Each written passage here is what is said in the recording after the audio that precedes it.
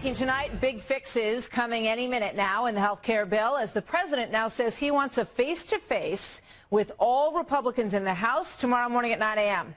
So that should be interesting since now more than ever he needs a win on this bill that is going to be voted on Thursday. So on a day with plenty of heat and tense hearings for the White House, the president may have been happy to get out of town tonight. Moments ago, he touched down in Kentucky, we are told.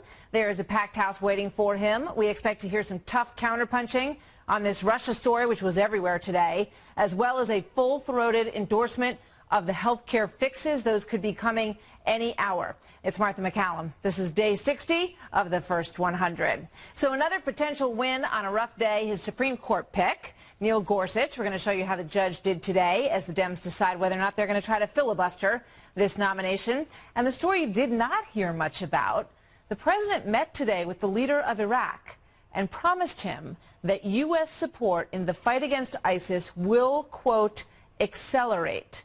So what does he mean by that? We're going to talk about that tonight as well. But we begin with that wild hearing on Capitol Hill as the FBI for the first time confirmed an ongoing investigation into alleged Russian meddling in the 2016 campaign, denies any wiretapping happened at Trump Tower, and takes on the unsubstantiated allegation of Russian collusion potentially with the Trump campaign. House Intelligence Committee member Congressman Peter King was there today. He was part of the questioning of the FBI director. He's going to join us in just a moment. Plus former House Intelligence Committee Chairman Pete Hoekstra and former CIA spokesperson Marie Harf here to respond with their thoughts on everything that transpired there. But first we go to Chief Intelligence Correspondent Catherine Herridge, who is live on Capitol Hill with her report on what happened today and what we learned. Catherine.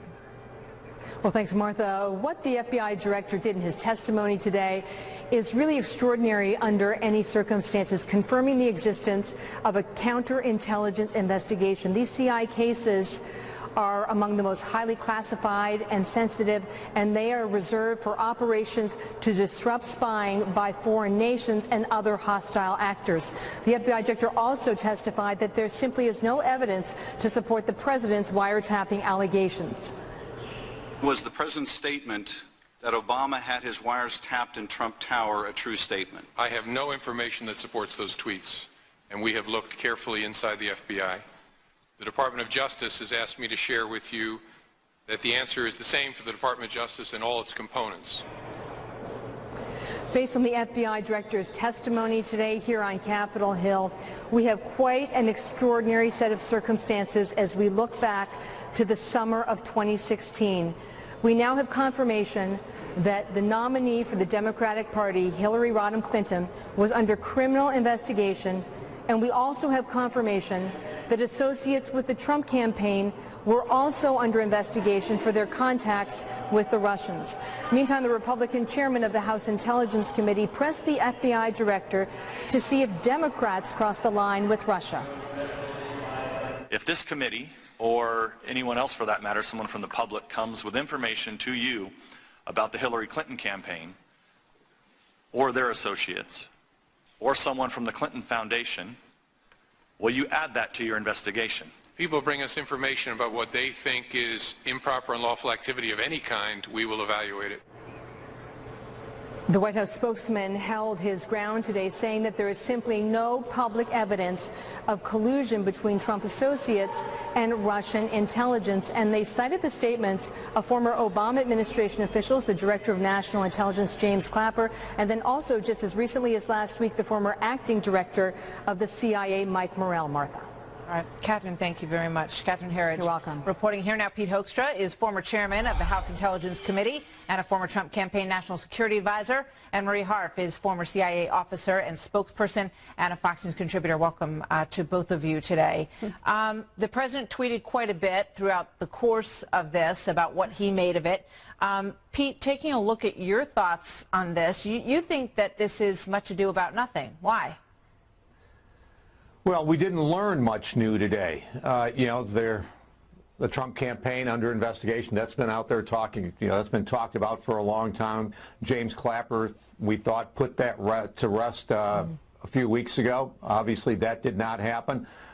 We knew all about the leaks. There were some questions raised today, I think, that, what was leaked, who leaked it, is that criminal, is there an investigation, and those types of things. But in terms of groundbreaking news, no, I think the groundbreaking news, if anything, there's a lot more questions that need to be asked and that this committee is going to be looking to get the answers for, rather than breaking news that said, hey, finally we understand exactly what's happening.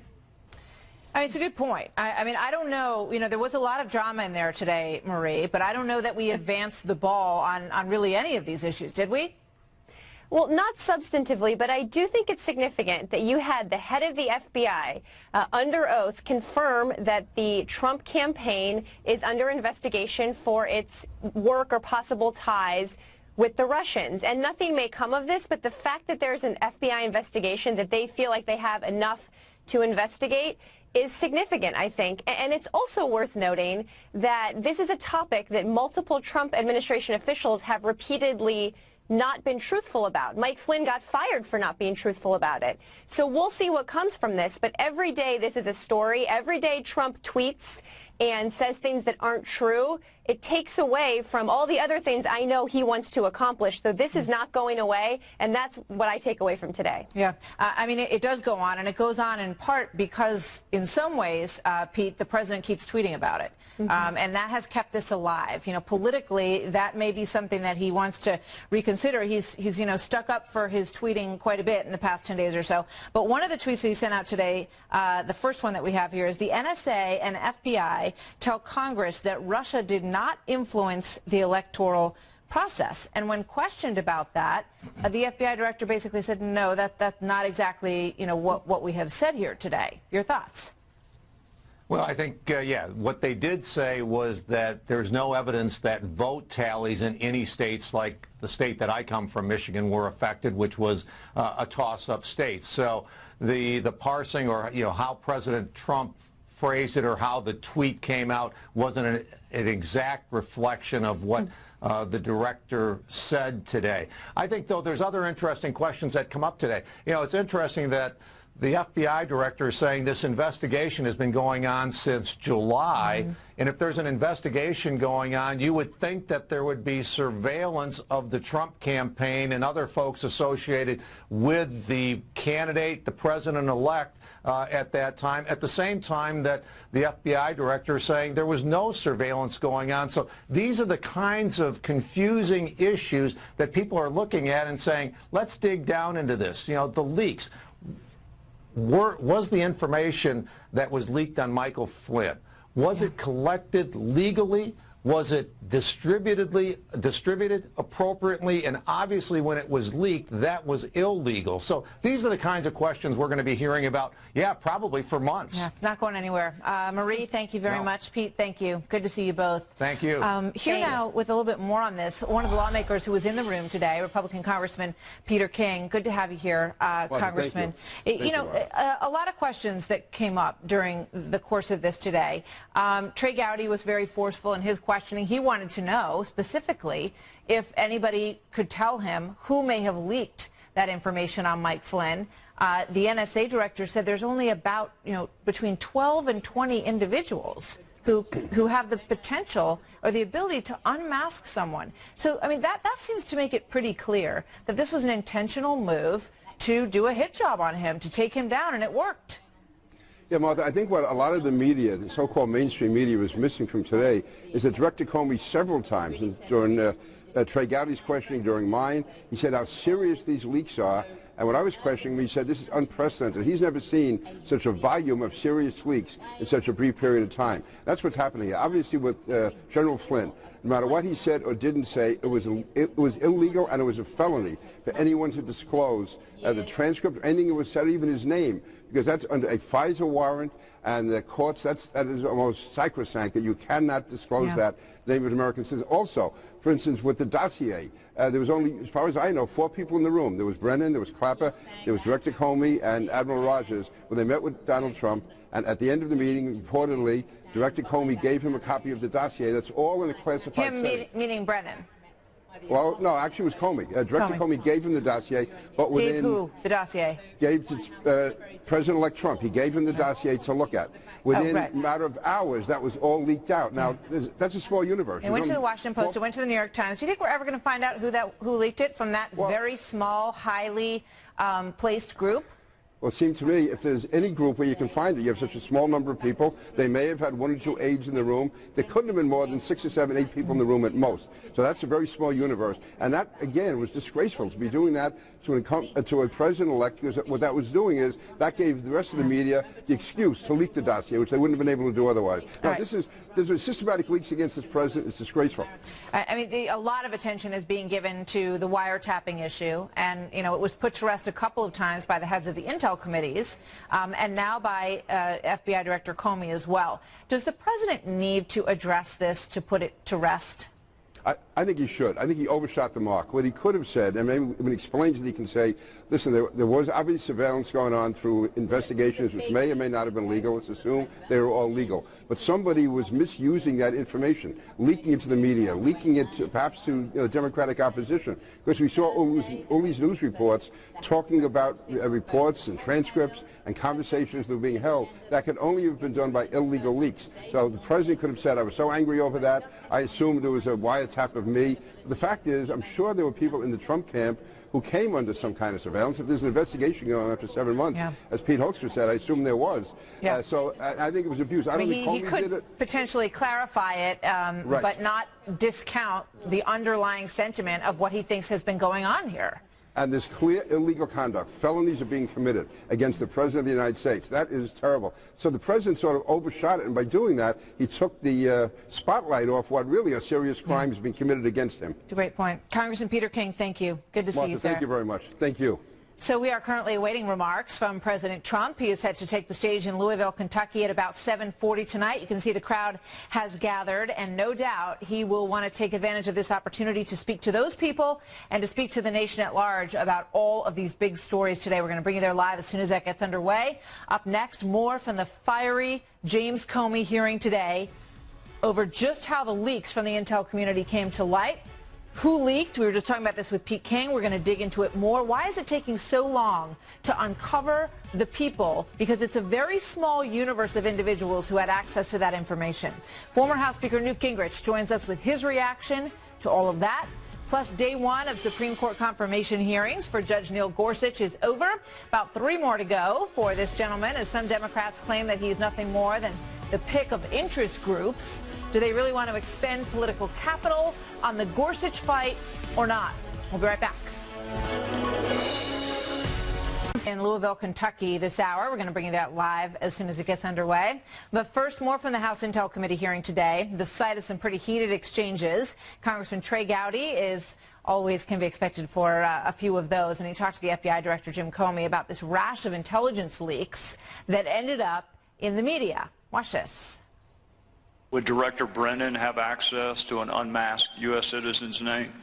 In some circumstances, yes. Would National Security Advisor Susan Rice have access to an unmasked U.S. citizen's name? I think yes, in general, and any other National Security Advisor would. Do you agree much of what is learned from these programs is classified or otherwise legally protected? All FISA applications, review by the court, collection by us pursuant to our FISA authority is classified. The dissemination of which is a felony punishable by up to 10 years in prison? Sure, dissemination, unauthorized dissemination. Unauthorized dissemination of classified or otherwise legally protected material punishable by a felony up to 10 years in federal prison. Yep, yes, as it should be. See where that was going. Former Speaker of the House Newt Gingrich is here with his reaction to all of what we saw today. He's also a Fox News contributor and author of the book Treason. Newt, good to see you again tonight. Welcome back. Well, it's good to be here, although it's very disturbing to look at the lack of FBI aggressiveness when you're having so many secrets that are leaked that are dangerous to American national security. So that's your takeaway. I mean, when you sort of look at the scope of what we saw today, right? You have the wiretapping, which was debunked, which the president tweeted about. That's, part of this story, to be sure, and how he should address that. in the coming days. You have this issue of how Flynn's name got out, which is a very serious matter, as you just heard from Jim Comey. And then you have this issue that is was pressed by Democrats today, that there was a nefarious relationship between the Trump campaign and Russia that was all designed to create a win for him. Which one do you want to take on first? Well, look, some of it is so idiotic you have to really wonder what's going on. For example, two of the people that they cite as campaign people actually had letters written to them by the campaign lawyers that were cease and desist letters that said, you're not part of this campaign, don't say you're part of this campaign, and we're bringing legal sanction against you. Yet you listen to the news media and you listen to Democrats, they describe them as though they weren't part of it. Remember, Hillary's campaign chairman's brother is a registered foreign lobbyist who was representing one of the biggest banks in Russia. Now, you suddenly don't hear any talk about that, and that's certainly not a problem, and nobody would have any suggestion that the Podesta brothers were in any way tainted by Russian money. But now let's talk about allegations that are baloney. 97% of the donations in the Justice Department went to Hillary Clinton. That is an institution filled with people who are liberal lawyers who hate Donald Trump. They're not doing their job. Comey's answers today were pathetic. The fact that he wouldn't up front just say, of course we have investigations underway. Of course we want to find out. You'll notice when he's asked by Trey Gowdy about Susan Rice, he promptly puts in, oh, and other national security advisors would also have that ability. That's not what Trey asked him. He asked about a specific person in the Obama administration. We're not talking about other people. But there's this constant effort. And I find the performance by the FBI director very, very disappointing and, frankly, a little alarming. He has too much power to be as politically clever as he is. Do you think he should not be talking about any of this? I mean, he was asked to come to this hearing. He was forthcoming when he said, you know, I can verify for you that there is an ongoing investigation. No, what he said was, I'm allowed to tell you there's an ongoing investigation about the Russians and the Trump campaign. Right. I'm not allowed to tell you about any investigations involving Americans who are committing felonies with up to 10 years in jail, leaking secret information. Now, how come he could tell us the one, but not tell us the other? I mean, it makes no sense. And I think Comey's performance today was incomprehensible as a matter of law enforcement, but pretty good as a matter of political hatchet job on behalf of the Democrats. All right. So that's that side of the equation. What about President Trump? I mean, he has stirred up a lot of this controversy on his own, and he's got a ton of agenda items going on right now. He's meeting with the Iraqi Prime Minister today. Nobody will barely mention it because of all of this overshadowing by these accusations, and he kept going at it today on Twitter, good or bad. Well, look, first of all, I think he sometimes clutters his own message. I think everybody ought to go back and read his speech at the Hermitage in Nashville last week, where he talked about the parallels between him and Andrew Jackson. I think there's one of the most revealing speeches Trump has given. But Trump is Trump. When he gets in a fight like this, he sticks at it. Yeah. He doesn't back off. It's a lesson he learned dealing with Page 6 in New York. But interestingly, it also doesn't seem to bother him. As you point out, he meets with the German chancellor, he meets with the Iraqi prime minister. They're working on the Supreme Court nomination. They're trying to pass a health care bill. He's doing a lot of stuff. It's the news media that seems myopic. All right. But he's given them the opportunity to be in some cases. So, Judge, thank you very much, Newt. Good to see you, as always. Thanks for being here. So coming up next, Judge Neil Gorsuch, another big story today. He faces Senate Judiciary Committee with partisan politics quickly taking center stage. Chris Stirewalt, Matt Bennett, and David Wohl all here on whether or not this aggressive stance is a wise move from Senate Democrats. Plus, as we await President Trump's next speech, no doubt he is chomping at the bit to get to that microphone and say what he thinks about what happened today. All of this as Republicans start to make changes that are quite significant in the health care bill. What are they? What do they mean for you? Congressman Sean Duffy will join us. He is now firmly behind the House GOP's effort. He was not before. We'll ask him why. Straight ahead. I don't think we have the votes yet to actually pass it. So you've seen Donald Trump, the president, engage. We have some Freedom Caucus members who are still no, and I think we're going to get there.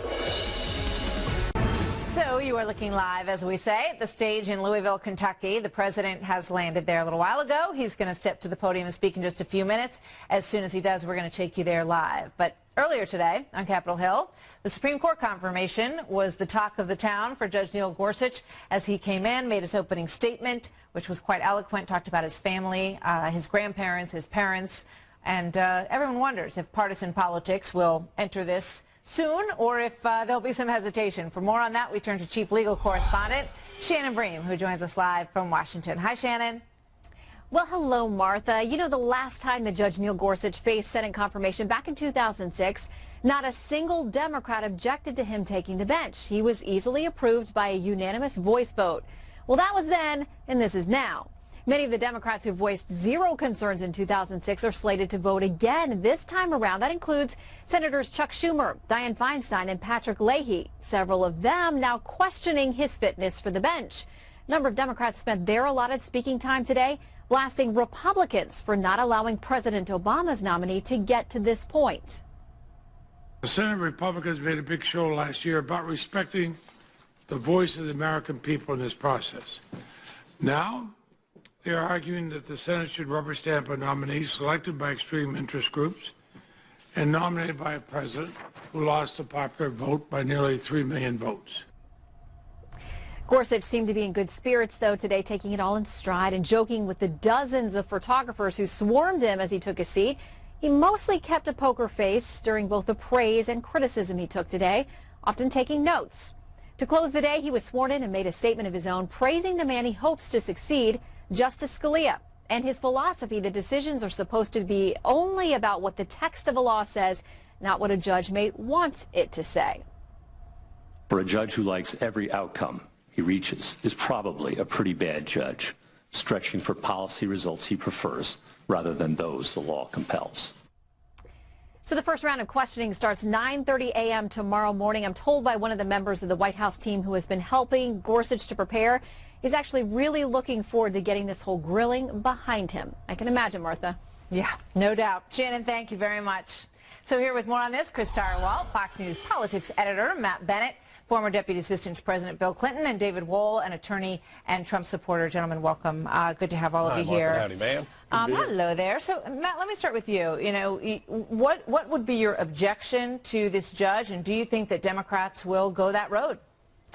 Well, I don't know that there will be objection to him after the hearings are over, but don't forget, a couple of months ago, going into the hearings around President Trump's cabinet appointments, no one would have guessed that Rex Tillerson would have a relatively easy time of getting confirmed, and Betsy DeVos would come within a hair of not being confirmed, because these hearings really matter. They get the opportunity to hear from these nominees themselves, ask them tough questions, and really get a lot of things out in the open. So we don't really know what's going to happen with Judge Gorsuch. He's obviously he's capable, intelligent, qualified, no question. But we don't know what we're going to hear over the next 3 days, so we don't really know what the objections are going to end up being. Chris, what did you read in the tea leaves today? We just got opening statements. It's going to get a little bit tougher, of course, over the course of tomorrow. What did you see so far?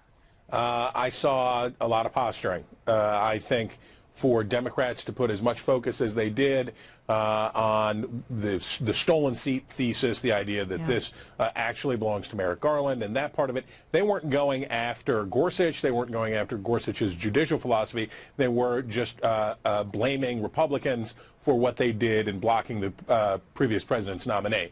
I think this is setting up for Democrats letting Gorsuch go because they don't want to have the larger fight at stake here, which is to deploy the nuclear option, and the Republicans would move to lower the threshold for Supreme Court nominations to 51. Gorsuch is a pretty good pick for Democrats in the sense that he is a mainstream conservative. I think that it sounds like they want to take him and not have that larger fight. Yeah, I mean, that's what it comes down to, David, because by, one way or another, he will likely get through because Mitch McConnell can employ that 60-vote threshold and go the nuclear option, as Chris points out, if he wants to do that and he wants to change that rule. And, I love his opening statement where he said, I am a faithful servant of the Constitution. In other words, it's the master. It's etched in stone. My decisions will be based on the black letter of the Constitution. I mean, if you want a living, breathing document, you're going to have to get an amendment. That's what he was saying. He has a humble, appreciative approach. He has a reputation both personally and professionally that are beyond reproach. I mean, he's a fisherman. He eats his catch, apparently. Ask Christopher how important that is. He's a basically fisherman. He's the judicial version of Ward Cleaver, and you don't mess with Ward Cleaver. Oh, gosh, who would want that hung around him? I don't know. I mean, Wow. I'm sure the man's not perfect, although he did appear to be, and we haven't heard anything to the contrary. But, Matt, what do you make of that? He's a fisherman. What are you going to do? You got to bring him in. I guess we should just call off the hearings because that is an ironclad case. There's no question. Agreed. All fishermen in black robes. Right. There's a picture to prove it. That's him with Antonin Scalia. But let me just make a point that came up earlier in the package leading in. It is true that they voted for him unanimously to join the 10th Circuit, but that's very common, and it was true also of Justice Sotomayor. She was nominated and passed unanimously for the lower court. The Supreme Court is different. They really have to have searching hearings of the kind that they're going to have over the course of the next 3 days so that we can understand who is going to sit in this unbelievably important seat. Yeah. Chris, just 30 seconds, but what's the toughest line of questioning coming his way tomorrow?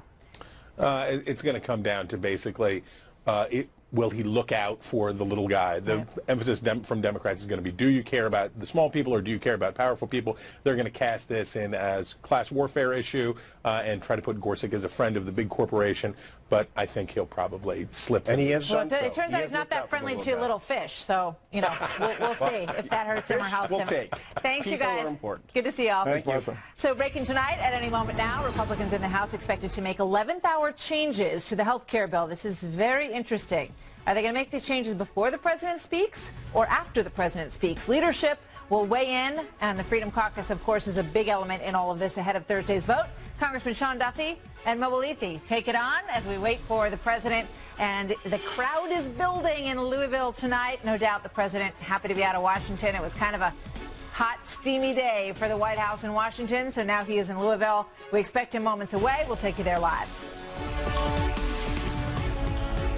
For you in Louisville, Kentucky. He has just taken the stage, 7:37, a few minutes early tonight. He's been running a little bit later for these events over the past couple of weeks, but as we said, it was kind of a rough day in Washington, D.C. in a number of ways, and he has a lot on his agenda. We do expect some health care changes to the bill, and fascinating that he will sit down with all of the Republican members of the House 9 a.m. tomorrow. He'll be back in Washington. No doubt he wants face-to-face time with them, perhaps a little arm twisting with some of the members of the more conservative branches of the Republican Party who have pushed for changes. We also know that we're going to get word on some of those changes tonight. What will they be? We will scrutinize them as soon as they come out. But this is what President Donald Trump loves to do, loves to get out and speak with the people, do these rallies. It is not lost on anyone that this is the home of Rand Paul, who has pushed back very hard against this bill in a number of ways. He's had a lot of conversations with the president, which is something that a lot of people find refreshing. I mean, he's talked to people who are opposed to him on this and tried to bring them around. Rand Paul said earlier today in a discussion with Neil Cavuto that he thinks he's had discussions with the Freedom Caucus in the House, and he says, I think they have 21 votes to stop this thing. So let's see what the president has to say tonight on a big day in D.C. He's now in Louisville, Kentucky. Let's listen.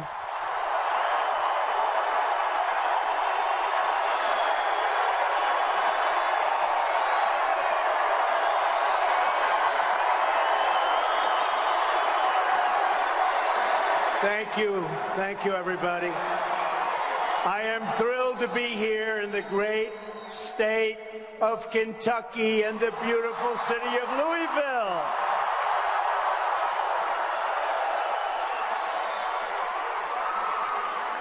And this place is packed. There are a lot of people outside aren't getting in, but that's all right. We love them too, right? We love them too.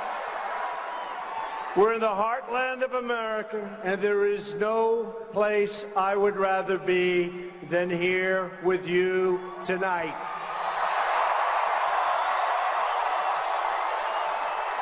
Our first Republican president, Abraham Lincoln, was born right here in Kentucky.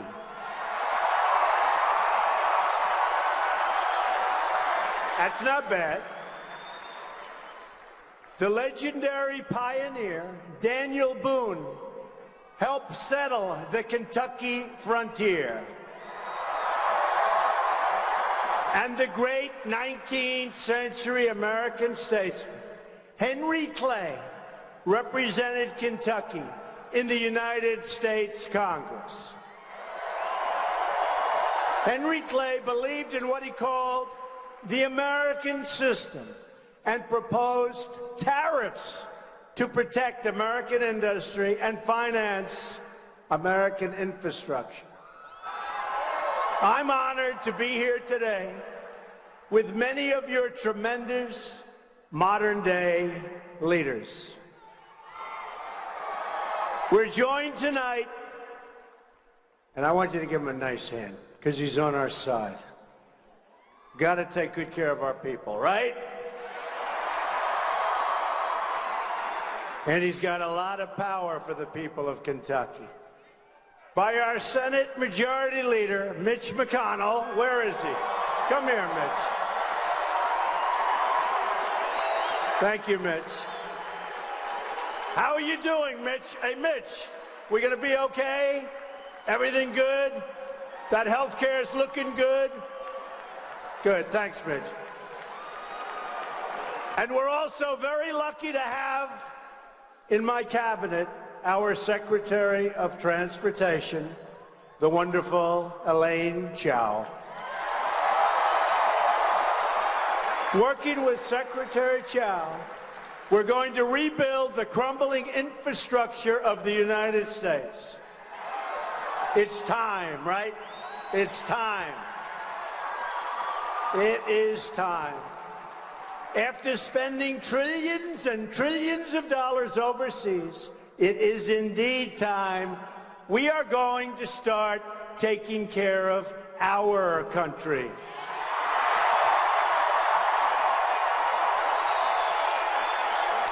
Also with us this evening is your great governor, Matt Bevin. Where's Matt? Matt. Thanks, Matt. Congressman Andy Barr and Congressman Jamie Comer. The state motto of Kentucky is united we stand, divided we fall. We are united.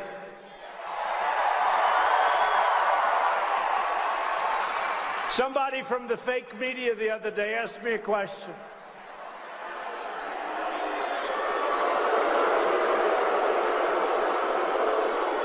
They said, how are the Republicans going to finally get together? I said, wait a minute. We won the presidency. We won the House. We won the Senate. I mean, right? Actually, he was a nice guy that asked the question. But I was sort of thinking that was an interesting question because we've just about never been on a streak like this. I think 1928, a long time ago. And we're going to get a lot of things done. And then we're going to get to truly one of my favorite things. It's called reducing taxes. Standing together as Americans, we are going to deliver amazing things for the citizens of Kentucky and the United States. Most importantly, we are going to take power back from the political class in Washington and return that power to you, the American people. It's happening.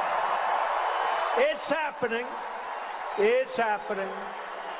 It started on November 8th. Remember that beautiful, beautiful day? That beautiful day. I'm going to give it back. That was a beautiful day. They weren't giving us a lot of chance, were they? Remember, there is no path to 270. Yeah.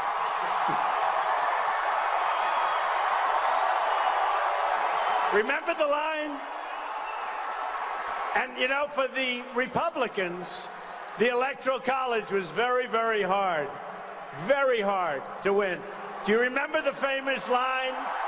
There is no path to 270. Well, there was a path to 306, but maybe not to 270. But we have a lot of work to do. The fact is, we inherited a mess. It's a mess. I met with the Prime Minister today of Iraq. I met with others, the Middle East, North Korea.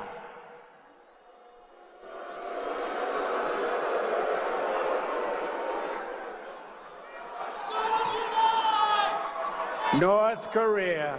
I'll tell you what's happening there is disgraceful and not smart at all. So many different problems, and I'll tell you, you see what's happening with the economy.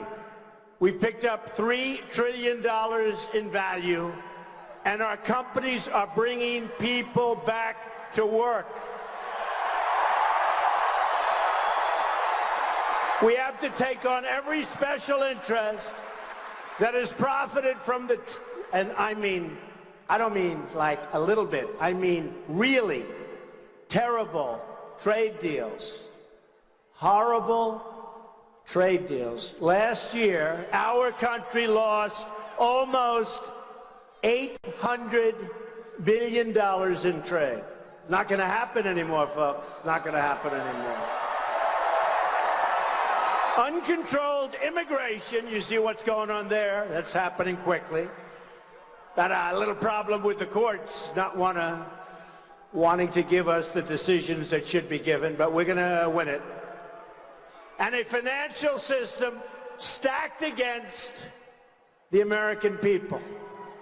These entrenched interests will do anything they can to keep the broken system in place, but they will fail. And we will win because we are fighting on this side of our great American heritage.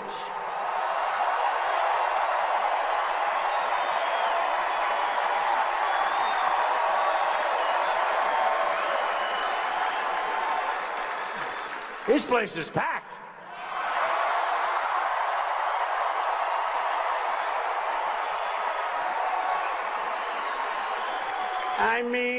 I don't want to say this. We could have been watching a good basketball game tonight, right? What happened? What happened? That's all right. You've done a good job, right? You've done a good job. Great team, great coach. It's all right.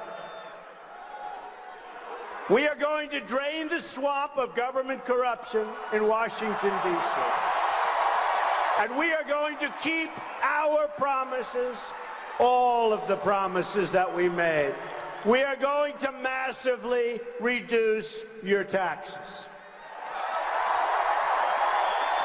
We are going to reduce very substantially rising crime and support the incredible men and women of law enforcement.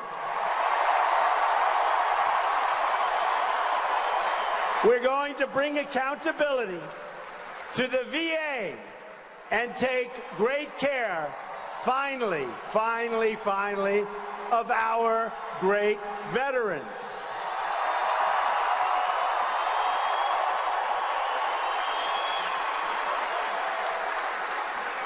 And our secretary, you wouldn't believe it, because I still don't have my cabinet.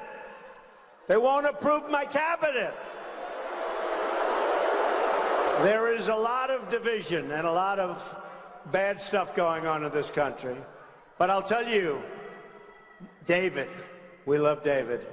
David got approved 100-0. Can you believe it? Head of the VA, Secretary of the VA. And you watch what happens with the veterans. It's time we take care of our veterans. We are going to rebuild the United States military, finally.